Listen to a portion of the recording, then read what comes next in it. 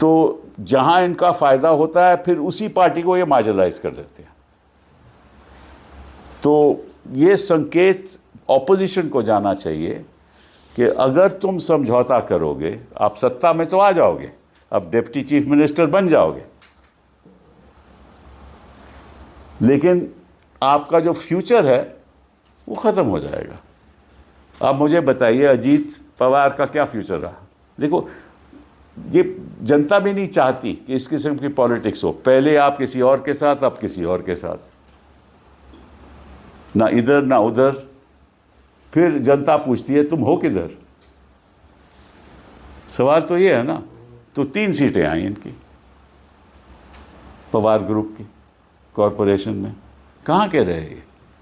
नुकसान अपना करा लिया, फ्यूचर अपना बर्बाद करा लिया। और शिंदे का भी यही हो रहा है। अब यह होटल में जा रहे हैं सभी उन्हीं के लोग, क्योंकि ये तो उनको मालूम है कि ये तोड़ते हैं, ख़रीदते हैं, निचोड़ते हैं, फिर इनको कहते हैं कि अच्छा ये कर देंगे, वो कर देंगे। बाकी पीछे पर्दों के पीछे क्या होता है ये तो हम अनुमान ही लगा सकते हैं, लेकिन जो पहले हुआ है वो दोबारा होगा। तो होटल में रखना पड़ रहा है शिंदे जी को अपने सारे जो काउंसलर जीते हैं, और मेयर बन नहीं सकता जब, क्योंकि 227 की जो कॉरपोरेशन है उसमें से 114 चाहिए और भाजपा के 89 हैं, तो उनको तो चाहिए ना। और विदाउट सपोर्ट शिंदे फैक्शन की। अच्छा, अब शिंदे फैक्शन मेयर चाहती है, क्योंकि पहले भी उनका पिछले चुनाव में भी शिवसेना की बहुमत थी, उस समय तो इकट्ठा थे उद्धव जी के साथ। लेकिन एक और बात प्रूव हो गई कि अगर शिवसेना को देखा जाए तो शिवसेना उद्धव की है, उद्धव जी की है, शिंदे की नहीं।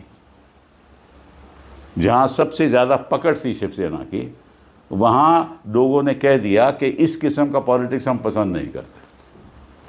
शिवसेना उद्धव जी की है, आपकी नहीं है। और इस किस्म की अपॉर्चुनिस्टिक पॉलिटिक्स करोगे, अवसरवादी पॉलिटिक्स करोगे, तो निश्चित रूप से जनता पहचान जाती है।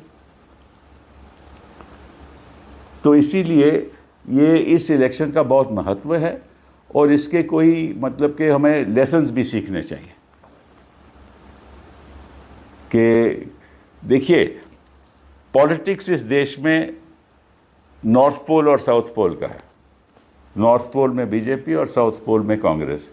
पहले नॉर्थ पोल में कांग्रेस होती थी और साउथ पोल में बीजेपी हो गई, लेकिन पॉलिटिकल करंट्स की वजह से ये बीजेपी नॉर्थ पोल पे आ गई।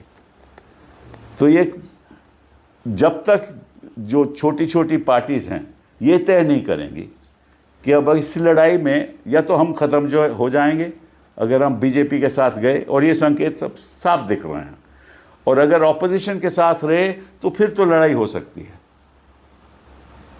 तो ये एक सबक सीखना है विपक्षी दलों को, जो छोटे छोटे दल हैं, कहीं किसी प्रदेश में भी हों। तो नॉर्थ और साउथ पोल की लड़ाई में आपको तय करना है कि अगर आप नॉर्थ पोल के साथ जाओगे तो निश्चित रूप से ख़त्म हो जाओगे, और अगर साउथ पोल के साथ जाएंगे तो आपका कोई ओहदा ज़रूर होगा। तो यही एक सबक है।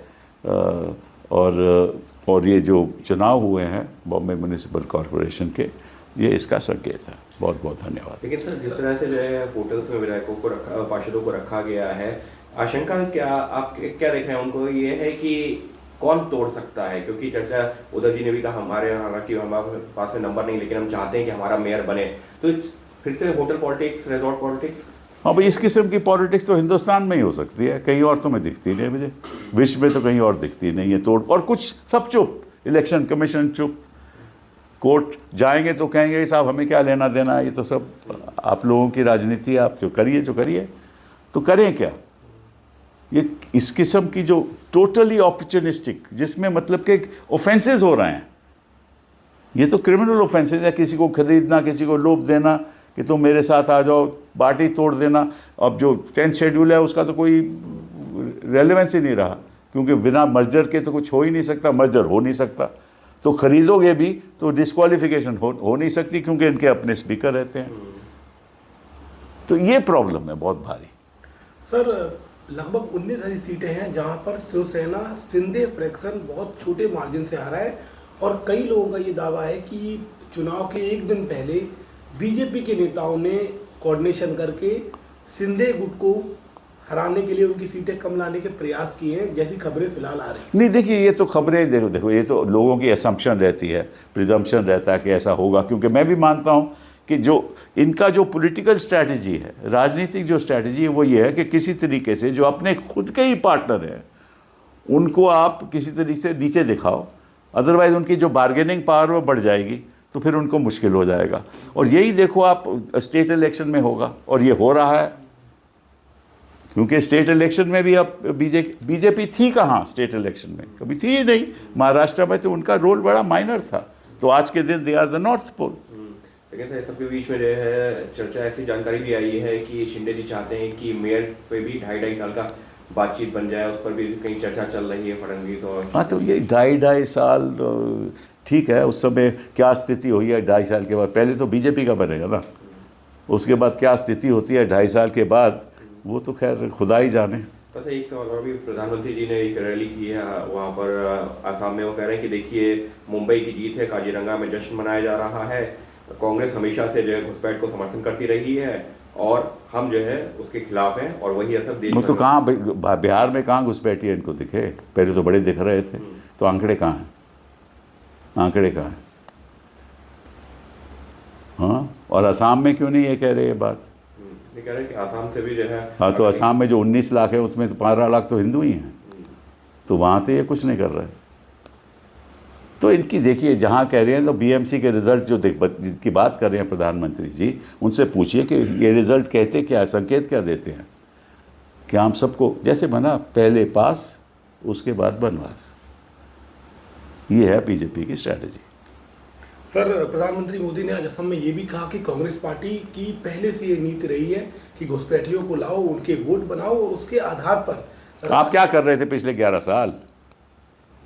पिछले 11 साल अगर कोई घुसपैठी आए हैं तो आपकी सहमति के साथ आए होंगे, या आपकी निगरानी नहीं होगी, निगरानी के आप चौकन्ने नहीं रहे होंगे, आपकी रेख देख में ही आए हैं ना वो। तो पूछिए, हम उनसे, आप प्रधानमंत्री जी से पूछना चाहते हैं कि आप ये तो पहले बताइए देश को कि कितने घुसपैठिए पिछले 11 साल में आए और कितने घुसपैठिए उसके पहले आए, और अगर उसके पहले आए तो आपने 11 साल में काम क्यों नहीं किया उनको निकालने का?